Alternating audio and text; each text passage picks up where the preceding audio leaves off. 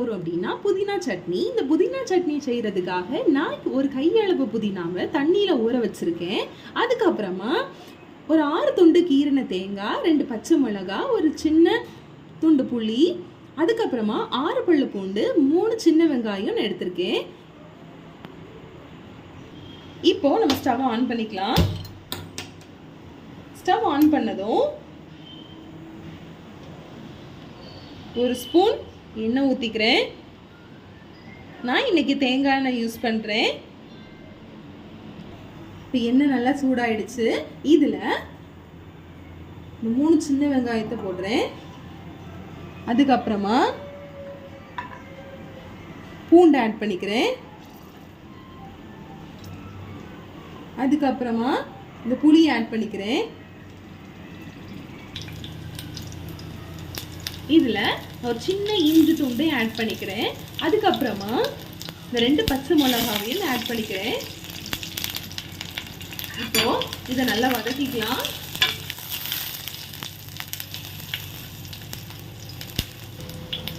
இப்போ புதினாவை இதில் ஆட் பண்ணிக்கிறேன்.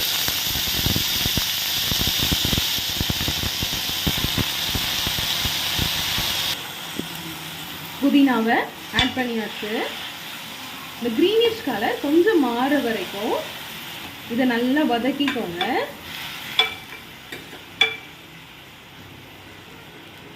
இப்போ இது கூட நம்ம கொஞ்சமா சால்ட் ஆட் பண்ணிக்கலாம்.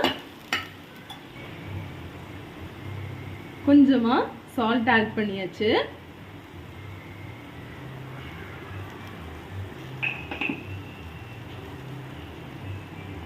இது நல்லா வதக்கிக்கலாம்.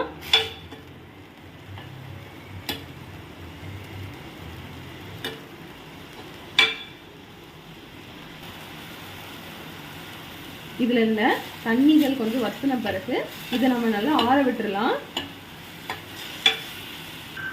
இப்போ ஸ்டவ் ஆஃப் பண்ணிடலாம். இப்போ நம்ம இந்த தேங்காவை மிக்சியில போட்டு கிரைண்ட் பண்ணிக்கலாம்.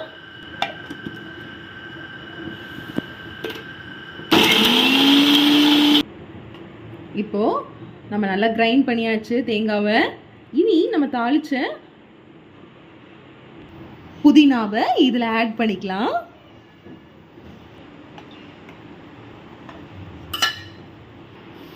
இப்போ இதை நல்லா அரைச்சிக்கலாம். பாருங்க நல்லா அரைச்சாச்சு. இதை ஒரு பவுலுக்கு டிரான்ஸ்ஃபர் பண்ணிடலாம். நம்ம அரைச்சி எடுத்ததை இந்த பவுல்ல டிரான்ஸ்ஃபர் பண்ணியாச்சு. இப்போ நம்ம தாளிக்க போறோம்.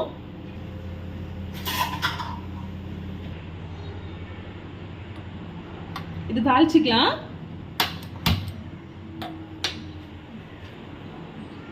கொஞ்சமா ஆயில் ஆட் பண்ணிக்கலாம். எண்ணெய் நல்லா சூடானதும் கடுகு ஆட் பண்ணிக்கலாம். கடுகு ஆட் பண்ணியாச்சு. ஒரு வத்தல் ஆட் பண்ணிக்கலாம்.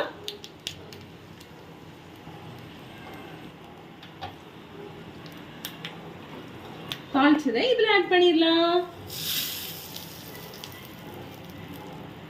நம்மளோட புதினா சட்னி ரெடி ஆயிடுச்சு. இப்போ இதை மிக்ஸ் பண்ணிக்கலாம்.